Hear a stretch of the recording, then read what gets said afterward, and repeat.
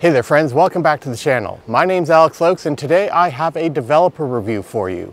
Yes, I'm reviewing LegacyPro Mic-X. And if that name sounds familiar, you've probably been developing your own black and white film for some time now, because it is a direct clone of the legendary fine-grained developer from Kodak, Microdol-X, which was replaced by X-Tol, but still has quite a bit of a cult following today. So it's wonderful that a company like LegacyPro has brought it back. So let's head back to the studio. I can discuss a little bit about what this developer is and how you can mix it up. And then I will meet you right back here down in the valley. All right, see you here in a few. If you've been developing your own black and white film for a long time and are of a certain age, you are probably familiar with Kodak Microdol-X. Originally released in 1945 as Microdol, this was Kodak's original fine-grained developer, introduced in 1945 and developed at the Kodak Research Laboratories by Richard Henn and John Crabtree. Modern film emulsions that started coming around in the 1960s introduced a few problems that Microdol had trouble handling, especially dichromic fog. So with an updated version, Microdol-X, this was designed to work with modern thinner emulsions and had a fog suppressor included in the formula. Kodak, of course, would go on to release X-Tol in the 21st century as a modern fine-grained developer, where LegacyPro stepped in and started producing Mic-X. This is an exact duplicate of the Microdol-X formula, right down to the fog reducer and the fine-grained nature of it. But what makes Mic-X and Microdol-X really interesting is that throughout its entire life, it is a single developing agent developer using only metol. And you know what? Sometimes simple can be a good thing. Mic-X only comes in a single volume, 1 gallon, which you mix from a pre-made powder kit. The powder form has a near indefinite shelf life, providing that the sealed bag remains sealed and that it is stored in a cool, dry location. It is also not advised to break the powder down into smaller forms to mix into smaller volumes, but rather you mix up the entire 1 gallon content and then break it down into smaller volumes after that.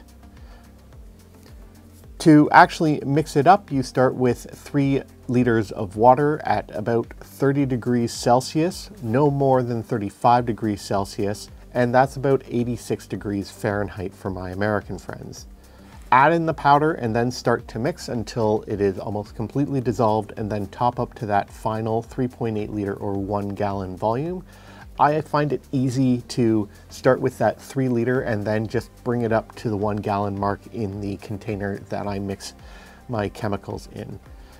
Once there, the stock solution in a full, well-capped and sealed bottle in a dry, cool location will last about 6 months, and 2 months once you start reducing that volume. So in other words, it is a long-lasting developer, and it is also advised that once you use it in its stock form, you immediately return it to the rest of the stock solution so that it can sort of refresh itself.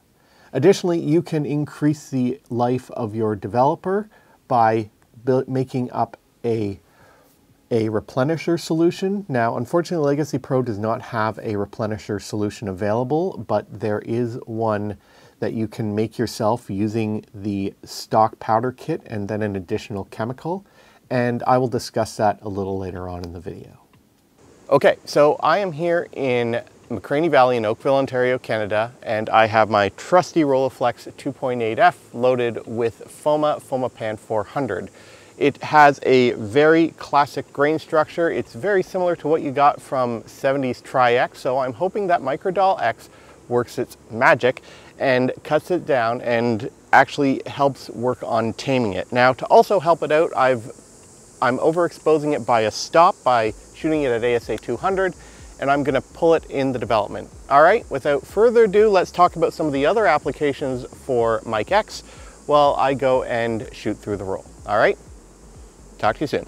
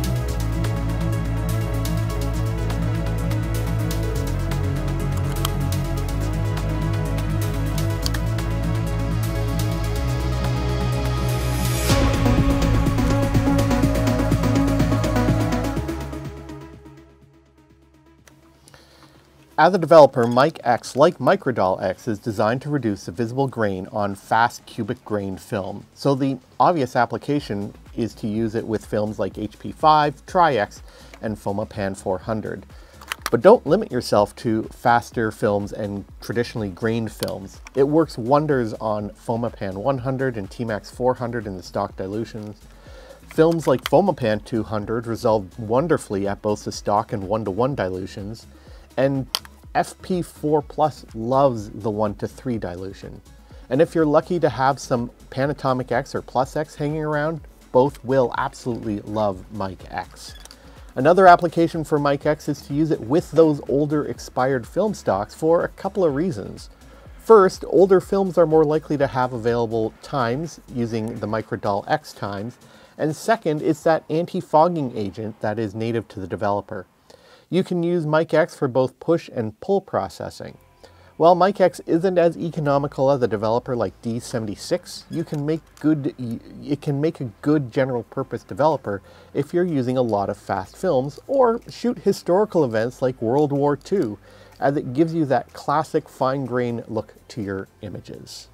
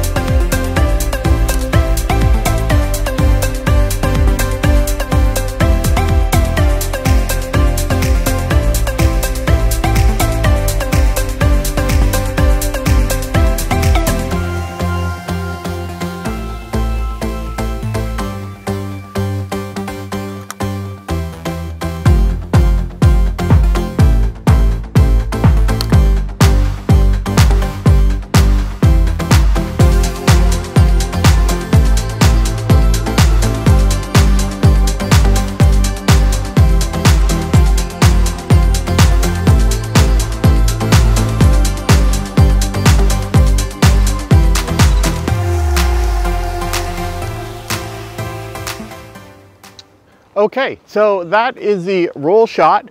I'm gonna send you now back to the studio and to the lab. We can get this developed and I can share a little bit of how you can use Mic-X for developing and some of its qualities, and I'll see you back here after that. Like other developers from the Kodak family, Microdol-X can be used in either a reusable stock or a one-shot dilute form. In its stock dilution, it is probably more economical, as you can use the entire gallon for up to 16 rolls of 35mm or 120, half that number for 220, an equivalent number of sheet films, with 4x5 yielding the most amount of sheets and 8x10 yielding 16 sheets of film in that 1 gallon. Now, the one thing you can do is you can extend the life of the stock solution by using the details laid out in Kodak publication J4027. You would then use an entire 1 gallon powder kit of Microdol-X and then adding sodium carbonate monohydrate 24 grams and mixing up 3 liters of solution. Then after each roll of film, either 35mm or 120, remove 30 milliliters of that stock solution and replace it with 30 milliliters of the replenisher.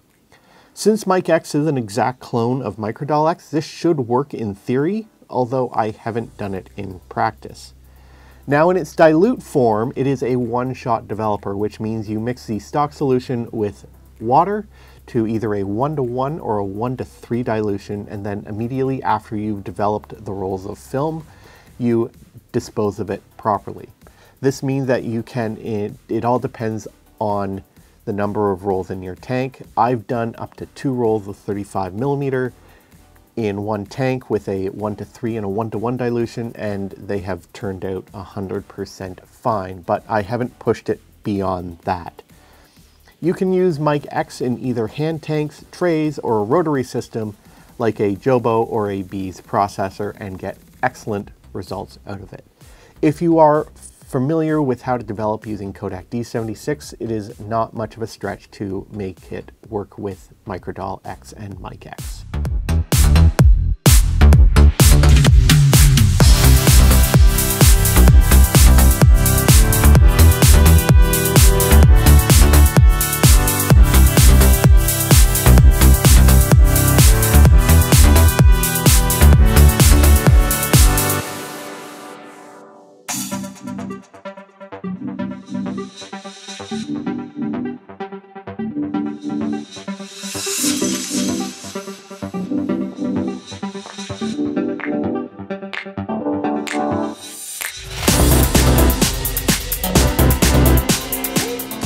So in all fairness to you, my viewers, I have included some rolls and sheets of film that I developed in the original Kodak Microdol-X to flesh out the many different types of film that work well with Mic-X. And since the two are exact clones of each other, it only made sense.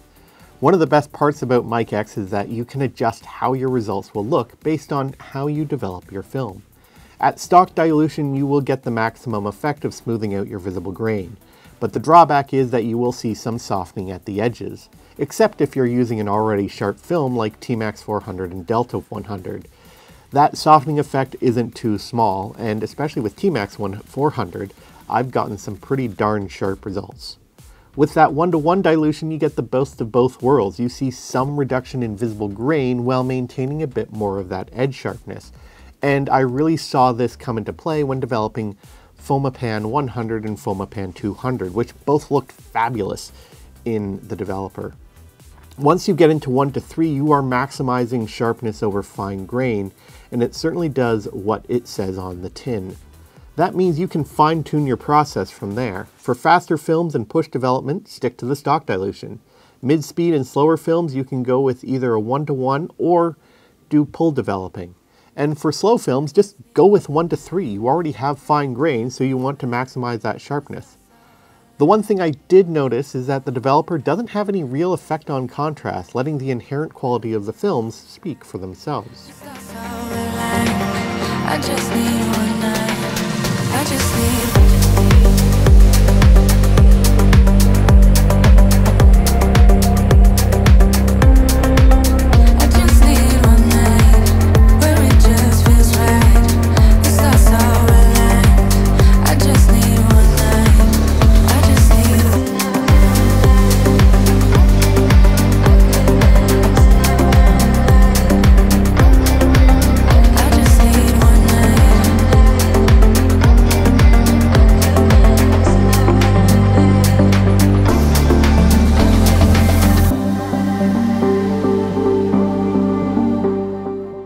So that wraps it up for this video. I'm really glad that I finally took the jump and tried Mic-X. Now, I have used Microdol-X in the past and I liked it, but I don't think I've fully used it to its full potential. So I'm glad that with this review, I was able to play with the full spectrum of what Mic-X and Microdol-X can do.